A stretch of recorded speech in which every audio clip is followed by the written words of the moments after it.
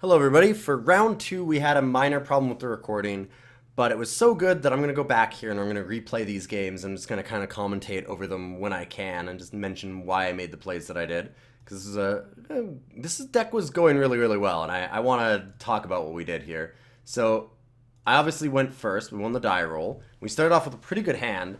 Just lead off with Pacification Ray. We get Bandar into... we get Bandar and then into like Implement of Ferocity and get to put some counters on it. Draw Druid of the Cowl.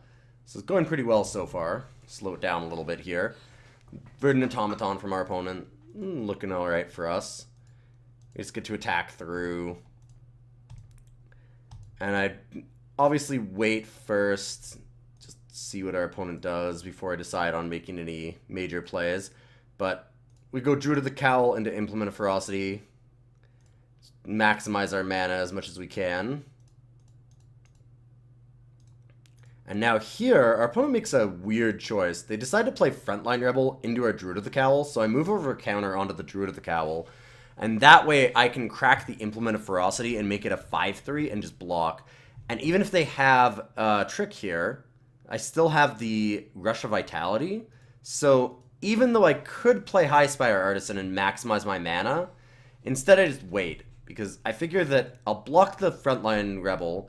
It makes sense if they're doing this play based on our board position, because they knew that we had both the Implement of Ferocity and they knew that we had the Scrounging Bandar. So this is a very likely scenario. They could have a trick. So it makes sense. I'll block. They have a trick. Then I use Rush of Vitality and we just get them. As it turns out, we block and opponent just lets the damage resolve. I wait till end of turn because, of course, we want to make sure that they don't have a shock. At first, I thought Fireforger's Puzzle Knot might have been the attempt. But then I realized they needed another mana to actually do that. So they just kill our Scrounging Bandar. Not really worth saving that one. And they could still have a trick. So, end up with Metallic Mimic, and nothing happens. So, I first started to tap the Pacification Array to tap the Metallic Mimic, but then I realized if I'm going to make my opponent chump block, I want them to chump with the Metallic Mimic and not with the Verdant Automaton. Now, I draw the Daring Demolition here, and I don't play it on the Mimic, and the reason is because they named Giant. I started to go to play it, but then I realized they named Giant, and I figure, wait, they're probably playing like Wayward Giant or the Enraged Giant, and that's what's going to be their play next turn. They're not going to have a ton of Giants in their deck, so it makes sense to just play the High Spire Artisan, hold up Rush of Vitality, and the Pacification Array, whichever one I want. And other than that, just wait. There's no real reason to get super crazy with the Daring Demolition, because those are killed. I use Daring Demolition on the Metallic Mimic here, and they play Enraged Giant, which is the exact card that they had. And I still need to have an answer for that. I wouldn't be able to do anything about that. I mean, I guess I have Pacification Array, but it could have gone a lot better. Now, obviously, we draw a really good card, because Foundry Hornet just gets to kill Metallic Mimic for free. And I attack with the High Spire Artisan here because I wanted to see if the opponent would block with Verdant Automaton. It's just basically a freebie, because if they block, then I get to 2 for 1 them. I get Foundry Hornet, Metallic Mimic, and Verdant Automaton both die to that. As it is, opponent smelled something fishy. I mean, it was pretty obvious. And instead, we're just going to hold up the Rush and Pacification Array, play the Foundry Hornet, and be happy with killing the Metallic Mimic.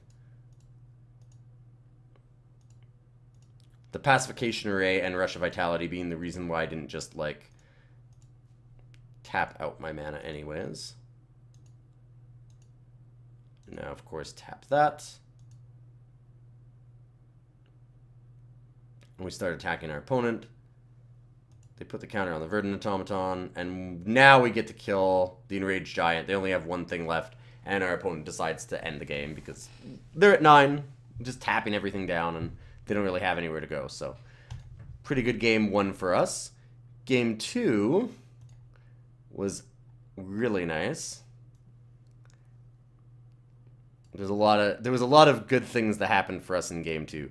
So, we start off with a hand that is just absolutely ridiculous. I'm just going to pause for just a moment. We can look at this. Long Tusk Cub, Winding Constrictor. Absolute dream. It's so good. So, we don't have anything insane. We don't get to go Implement Ferocity first.